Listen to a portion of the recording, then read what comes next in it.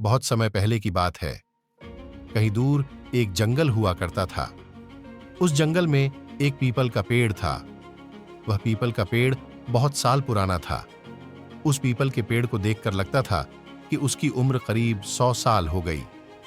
जब भी कोई राहगीर उस जंगल से जाया करता था तो उस पीपल के नीचे रुककर आराम किया करता था। उस पीपल के नीचे काफी ठंड रहा करता था। यह गर्मी के मौसम में राहगीर को खुद की ओर खींच लिया करता था। उस पीपल के पेड़ पर कई चिड़ियां अपने घोंसले में रहा करती थीं। एक दिन एक कौवा ने देखा कि कोई शिकारी उस पीपल के पेड़ के पास आ रहा है। कौवा जल्द से पीपल के पेड़ के पास आया और सभी को शिकारी के बारे में बता दिया।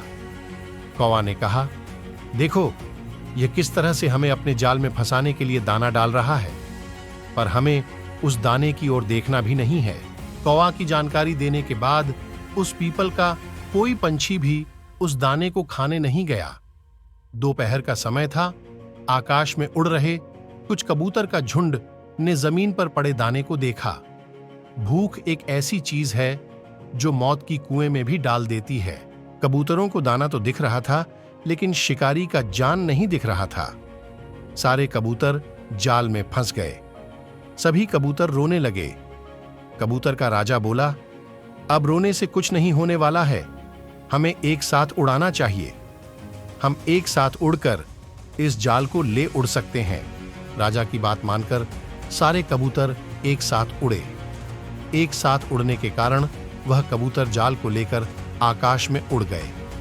शिकारी का शिकार और उसका जाल भी देखते ही देखते गायब हो गया। इधर आकाश में उड़ने के बाद राजा ने कहा, हम सभी को दक्षिण की ओर चलना चाहिए। दक्षिण की ओर एक चूहा रहता है जो मेरा मित्र है, शायद वह हमारी मदद कर सकता है। राजा की बात मानकर सारे कबूतर दक्षिण की ओर चल दिए।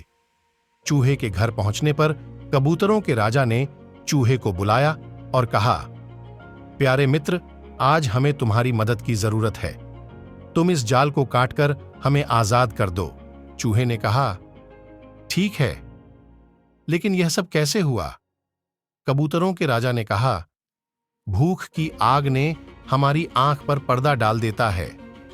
हमें भोजन तो दिखता है, लेकिन उस भोजन को देना वाला नहीं दिखता है। वह कैसा है? यह नहीं दिखता है। चूहे ने कहा, ठीक कह रहे हो। चूहा जाल को काटना शुरू कर दिया। कुछ समय के अंदर ही चूहे ने सभी कबूतर को जाल से आजाद कर दिया। कबूतरों के राजा ने कहा, मैं तुम्हें किस मुंह से धन्यवाद कहूं? इस पर चूहे ने कहा, एक मित्र दूसरे मित्र के काम ना आए तो वह मित्र ही क्या, और उनमें मित्रता ही किया।